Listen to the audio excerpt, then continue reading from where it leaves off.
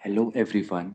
In this video, we will see how to examine different muscles in a case of radial nerve palsy. So we are testing the triceps muscles. To test the triceps muscle, we need to test the active extension of the elbow. For that, we will make the shoulder flexion at 90 degree and elbow flexion at 90 degree to eliminate the gravity. With one hand, we'll support the elbow. With the other hand, we will resist the extension at the elbow. So by this, with the other hand, you can feel the triceps contraction. To test the brachioradialis muscle, we will support the patient's arm over the trunk and semi-pronate the forearm and ask the patient to flex the elbow against resistance. We can see the brachioradialis contracting and we can feel it with the other hand. Now to test the supinator muscle, we need to extend the elbow as we need to negate the effect of the biceps, which is the most powerful supinator. Then we'll keep the forearm in mid-prone position and we'll ask the patient to supinate the forearm against resistance. Now to test the extensor carpi radialis longus and brevis, we will ask the patient to extend the wrist and abduct the wrist against the resistance with the forearm in pronated position.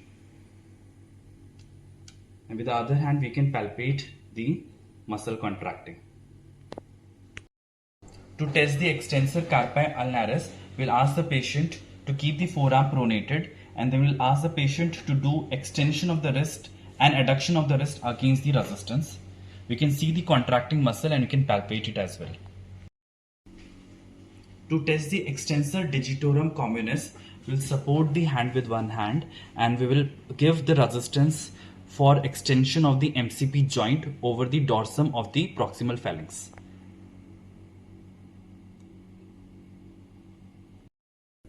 To test the extensor digiti minimi, we'll have to extend the little finger while maintaining the flexion of the MCP joints of the other three fingers. To do so, we'll ask the patient to make a fist and extend only the little finger. To test the extensor indicis proprius, we'll have to extend the index finger while maintaining the flexion of the MCP joints of other fingers. To do so, we'll ask the patient to make a closed fist and extend only the index finger.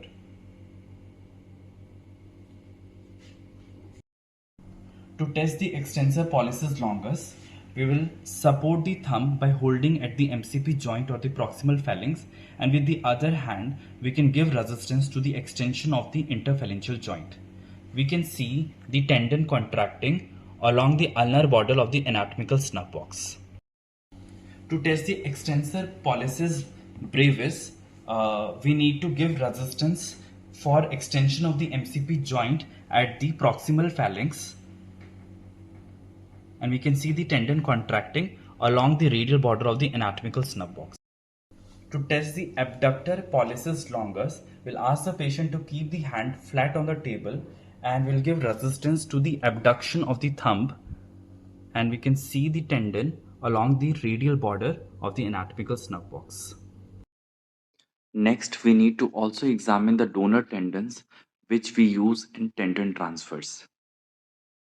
To test the pronator teres, we will ask the patient to fully extend the forearm and pronate it, and I will try to supinate the forearm while the patient will resist it. And we can palpate the pronator teres along the lateral aspect of the proximal forearm.